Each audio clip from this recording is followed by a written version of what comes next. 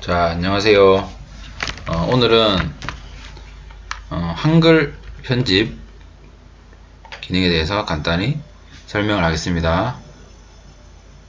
그래서 여러분들이 이 과제를 수행을 해야 되는데 어떻게 하는지 선생님하고 차근차근 배워보겠습니다. 먼저 바탕화면에 있는 한글 프로그램을 실행시킵니다. 선생님은 한컴오피스 한글 2014라는 버전인데 여러분들은 최근에 나온 게 2018이 가장 최근 버전이고 2016, 2014, 2010 뭐 이렇게 있을 겁니다. 자, 조금씩 기능이 다른데 거의 비슷하니까 차근차근 한번 배워보도록 하겠습니다. 먼저 자, 여러분들이 수행할 과제입니다. 이거를 해서 과제방에 올려야 되는데 자, 오늘은 표 만드는 기능에 대해서 배워보겠습니다. 자, 표는 여기 보면은 이런 메뉴가 있는데 이 중에서 입력에서 자, 요즘엔 옛날에는 여기서 선택했는데 옛날 버전은 요즘에 이렇게 그림으로 다 나와있기 때문에 바로 선택을 하면 됩니다. 표 보통 칸수를 이렇게 정하면 됩니다. 지금 두 줄 4칸이죠. 두 줄 4칸. 자, 그리고 이렇게 그렸습니다. 자, 여기에 블럭을 지정하는 건데 블럭을 지정하면 표를 움직일 수 있습니다. 어떻게 움직이냐면 블럭을 지정한 다음에 컨트롤 키를 누르고 키보드의 화살표 방향 키를 누릅니다. 컨트롤 키를 누른 상태에서 키보드 좌판에 있는 화살 키, 방향 키, 상하 좌우 4가지가 있죠. 자, 전부 다 움직일 수 있습니다. 이렇게 자유롭게 한번 움직여 보세요. 네, 이렇게 할 수 있습니다. 자, 근데 위에 칸은 좁고 밑에 칸은 넓게 해야 됩니다. 그러면 위에 칸만 블럭을 지정하는데 표는 하나만 블럭을 지정해야 됩니다. 그럼 하나만 블럭을 지정하는 건 어떻게 할까요? 네, 2개 칸을 블럭을 지정하는 거는 드래그를 하면 됩니다. 왼쪽 마우스를 누른 상태에서 드래그를 하면 됩니다. 2개 이상 할 때는. 근데 녹화가 잘 되고 있죠. 하나만 지정할 때는 단축키로 F5번을 누릅니다. F5번. F5번은 2번 누르면 빨간색이 됩니다. 3번 누르면 전체 다 선택이 됩니다. 자, 1번, 2번, 3번의 차이점은 하면서 설명하겠습니다. 자, 표를 누를 때는 1번을 눌러도 되고 2번을 눌러도 됩니다. 1번을 누르면 자, 1번을 누르면 이동을 할 수 있고 화살표 2번을 누르면 이렇게 여러 칸을 선택을 할 수 있습니다. 근데 표를 누릴 때는 한 번만 누르면 됩니다. 2번을 누릴 필요가 없습니다. 한 칸을 눌러도 선택이 조절이 되기 때문에 한 칸만 선택을 합니다. 그리고 아래 칸을 눌러서 길게 자, 여기는 이런 걸 넣어야 됩니다. 자, 글을 한번 적어 보겠습니다. 이름, 사진, 업적, 키워드 있습니다. 근데 지금 가운데 정렬이 되어 있죠. 어떻게 하냐면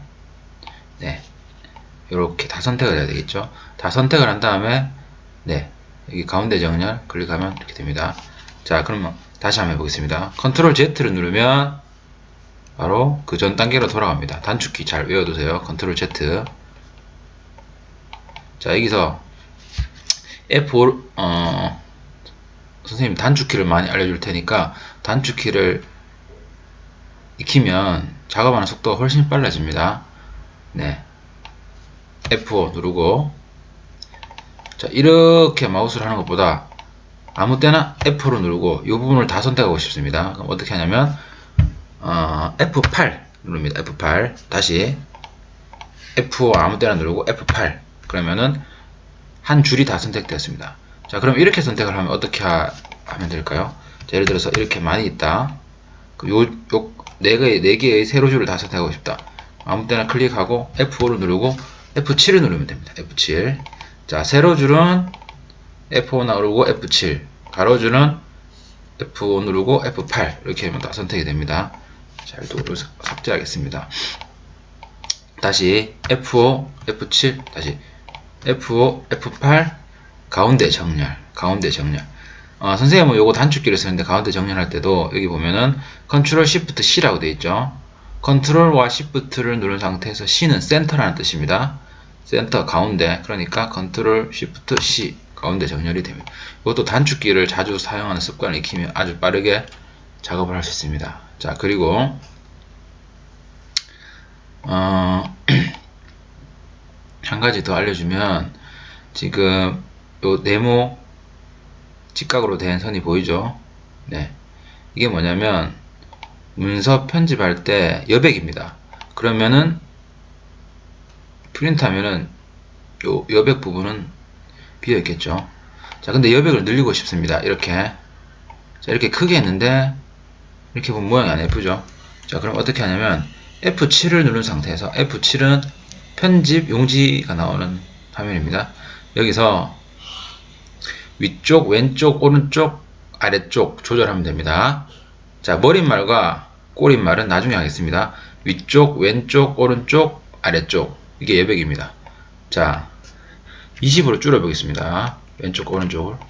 자, 훨씬 넓어졌죠. 네, 선생님은 20, 20으로 해서 한 작업이기 때문에 그게 딱 맞습니다. 자, 이렇게 했으면 어떻게 해야 됩니까? F, F7, 다시 F, 네, 이렇게 다 해야 됩니다. 사실은. 자, F 3번 눌러도 됩니다. 자, F로. 자, 컨트롤하고 방향키입니다. 오른쪽 방향키. 딱 맞았죠? 자, 또 간단하게 하는 방법이 있습니다. 다시 복습. F7 누르면 편집 용지에서 조절을 하면 됩니다. 당연히 이것도 10. 아래쪽 10으로 하면은 훨씬 더 넓은 면을 쓸 수 있습니다. 자, 돌려놓고, 쉽게 하는 방법은 바로, 자, 편집 쪽 여백입니다. 편집에 있는 쪽 여백, 여기 들어가면 다 설정을 해놨습니다. 여기 업체에서. 그러면 여러분들이 좀 넓게 하고 싶다 그럼 이렇게 하면 되겠죠. 요거는 요거. 자, 이렇게 하면 아주 넓어집니다. 근데 너무 넓어지면 여백이 너무 없으면은 보기가 좀 답답할 수도 있으니까 한 요 정도로 하는 게 좋습니다. 요게 뭐냐면, 자, 왼쪽 20, 오른쪽 20, 위쪽 15, 아래쪽 15. 요게 기본입니다. 기본. 자, 이렇게 하면, 자, 아까 선생님 설정한 거랑 똑같죠. 자, 근데 선생님 위에 조금 넓게 남기고 싶어서 위에 따로 20 정도 해놓겠습니다. 여백이 20mm, 2cm란 말입니다. 여기 여기 눈금이 보이죠? 눈금이 보이면, 네, 여기는 3cm인데 왜 여기가 20이냐면 머릿말 부분이 10이 있습니다. 10. 그러니까 10mm라는 말은 1cm라는 뜻이죠. 20mm는 2cm라는 뜻이죠. 총 3cm입니다. 즉, 이 부분이 총 3cm인데, 머릿말은 뭐냐면, 자, 머릿말은 선생님 여러분들 작업할 때 여기에 이름 쓰는 칸을 만들어줬죠. 쪽 들어가서 머릿말. 자, 이걸 선택하면, 자, 만들기 해보겠습니다. 여기에 이름, 이런 식으로 쓸 수 있습니다. 자, 여기는 다른 영역이기 때문에 아무리 여기서 뭘 써도 이거는 침범이 되지 않습니다. 그래서 머릿말은 보통 차지하는 부분이 10mm 정도이고 1cm 정도가 되고, 만약에 머릿말을 줄이고 싶다 그러면은 이렇게 해버리면 여기 올라가죠. 자, 여기까지 이렇게 됩니다. 훨씬 더 여백을 많이 쓸 수가 있습니다. 자, 그러면 원래 문서는 여기서부터 시작이 되는 겁니다. 자, 근데 이거를 밑으로 내리고 싶어요. 그럼 어떻게 하면 됩니까? 자, 보통, 자, 이걸 클릭한 다음에 이렇게 내립니다. 이렇게 내리죠. 근데 선생님도 여기서 한 가지 팁을 주자면, 자, 이렇게 점이 이렇게 생기게 클릭을 하고 난 다음에 더블 클릭을 합니다. 다시 선 아무 데나 대고 더블 클릭. 자, 그러면은 여기에 이런 표셀 속성이 나옵니다. 여기에서 요거를 체크를 하면은 이 표가 글씨처럼 바뀝니다. 그래서 엔터키를 치면 내려옵니다. 왜냐하면 이 표를 글씨처럼 인식하기 때문에 그렇습니다. 글씨도 이렇게 내려오죠. 원래는 표가 그림으로 설정되어 있습니다.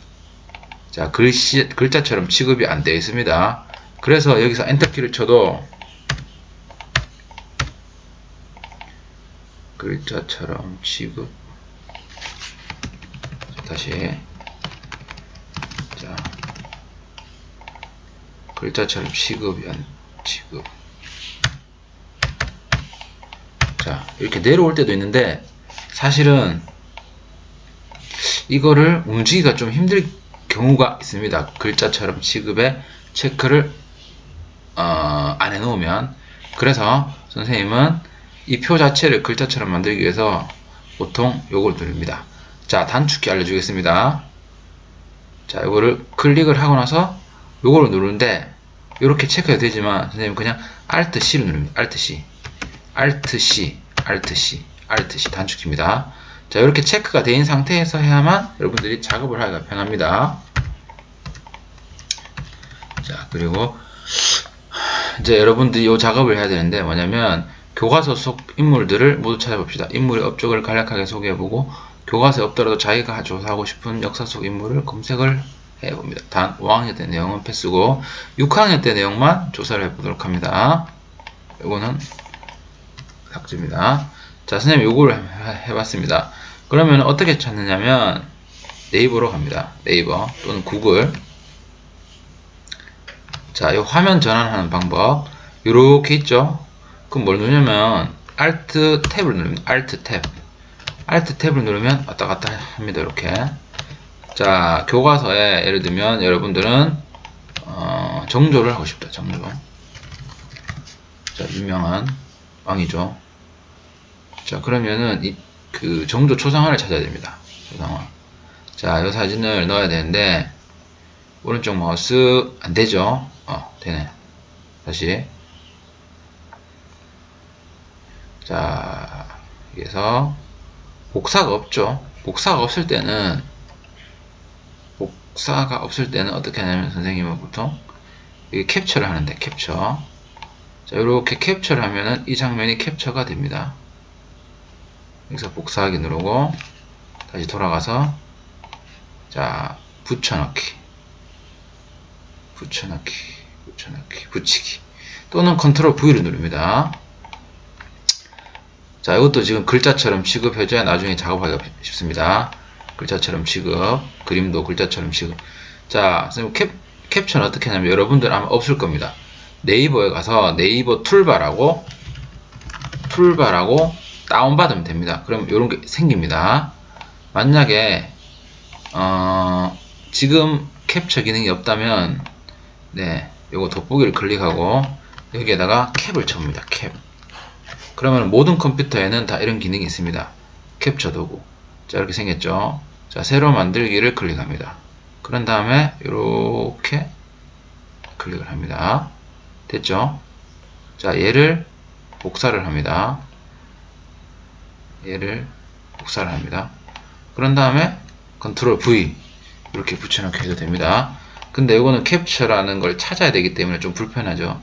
그래서 네이버 툴바를 깔면 여기 바로 나옵니다. 이걸 이용하면 됩니다. 자, 그러면 정조의 사진을 찾았으니까 업적에 대해서 조사해 봐야 되겠죠. 역시 우리 초록색 창 네이버를 이용해서 정조의 업적이라고 쳐도 되고 그냥 정조라고 칩니다. 정조. 그러면은 여기 이렇게 나오는데 여러분들은 어린이 백과로 들어가는 게 좋습니다. 학생 백과는 주로 중고등학생용이고 자, 어린이 백과는 초등학생용을 위한 설명이니까 어린이 백과로 들어가서 자, 이 중에서 선생님 제일 첫 번째 거 한번 클릭해 보겠습니다. 네. 자, 탕평에도 힘을 쏟았고 각종 문화 발전에서 시대에 뒤따른 제도를 개혁해 조선 후기 문화를 부흥시키는 업적을 남겼다. 요거를 이렇게 드래그를 해서 컨트롤 C 또는 복사. 자, 다시 컨트롤 C를 누릅니다. 컨트롤 C. 돌아가서 컨트롤 V. 네, 됐죠? 자, 그러면 언제부터 언제까지 살았는지 네, 1752년부터 1800년도. 이것도 하나 적으면 되겠죠. 자, 제일 처음에 적습니다. 자, 그리고 정조의 업적이 너무 많아서 이 한 칸에 다 적기는 힘듭니다. 자, 여러분들은 이 만화를 한번 읽어보세요. 이거를 넣을 필요는 없습니다. 네, 그리고 클릭을 해보면 자,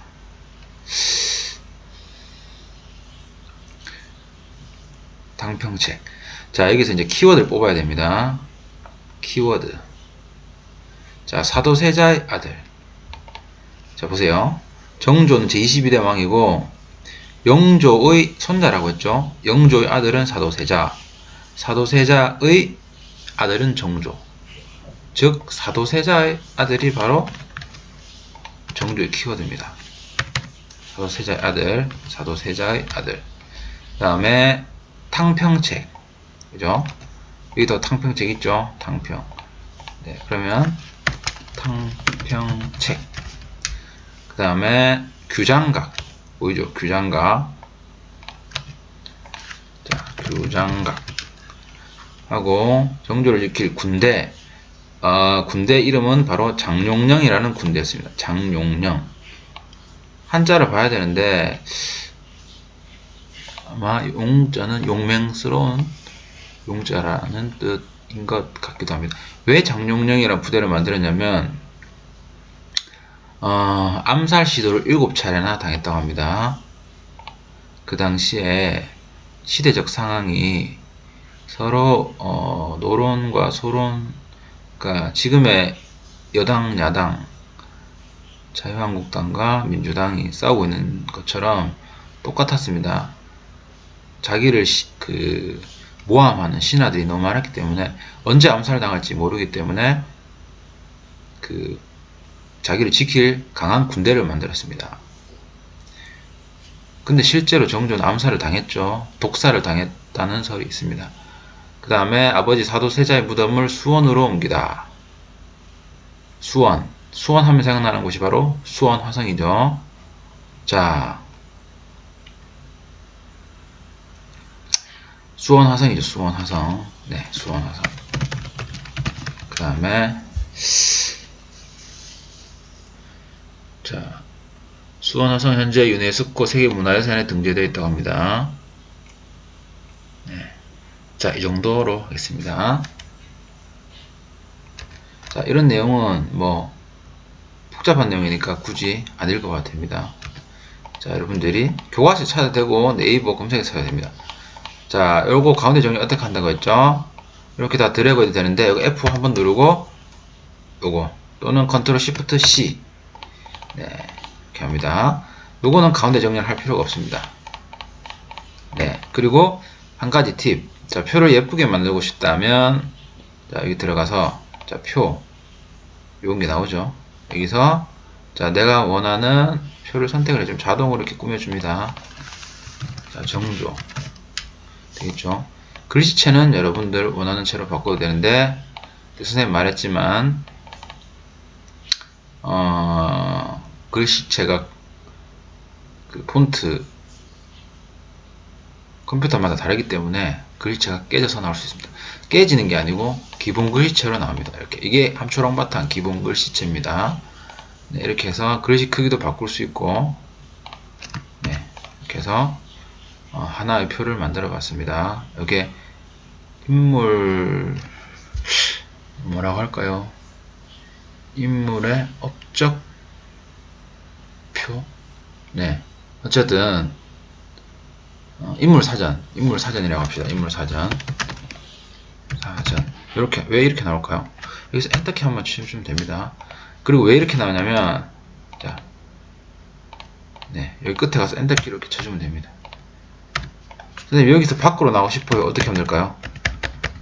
자, 이렇게 얘가 갇혀있죠. 깜빡깜빡 커서가. 그럼 Shift ESC를 누르면 밖으로 나갑니다. 다시 Shift ESC.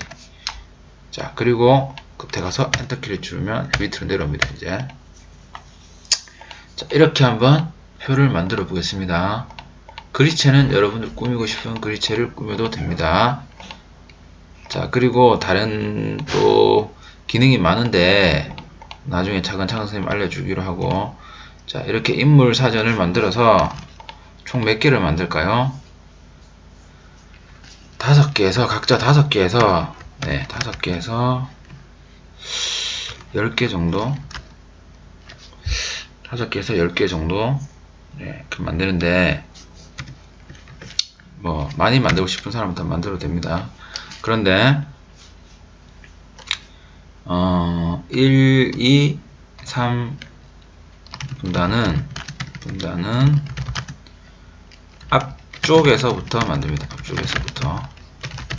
앞쪽에서부터 만듭니다. 그 다음에 왜냐면 겹치면 안 되니까 4, 5, 6분단은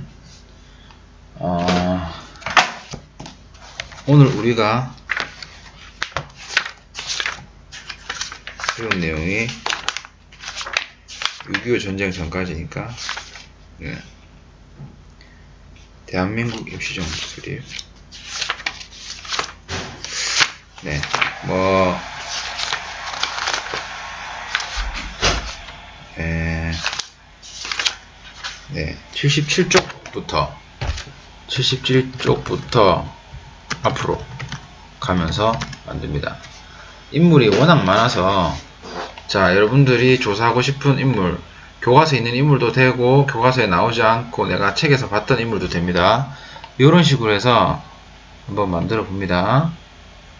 네. 그리고 만든 파일은 자, 파일 저장하기 해서 바탕화면 하면 좋습니다. 자, 인물 사전에서 반드시 자기 이름을 씁니다. 자기 이름. 자, 인물 사전 저장을 합니다. 자, 그리고 자, 저장한 파일을 어디에 올리냐면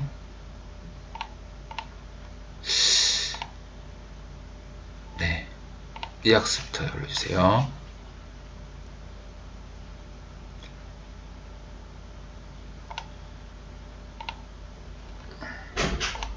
이 학습터에 올리겠습니다.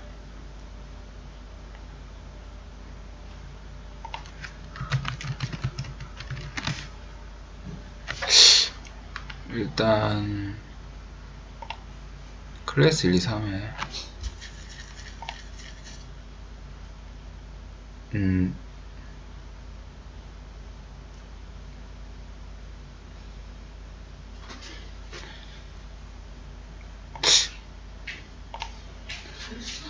어디 올리면 좋을까요?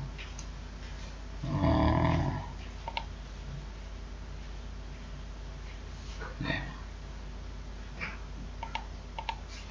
이 학습터에 올려주세요. 이 학습터에 BTS 역사관이라고 있습니다. BTS 역사관 그곳에 올려주세요.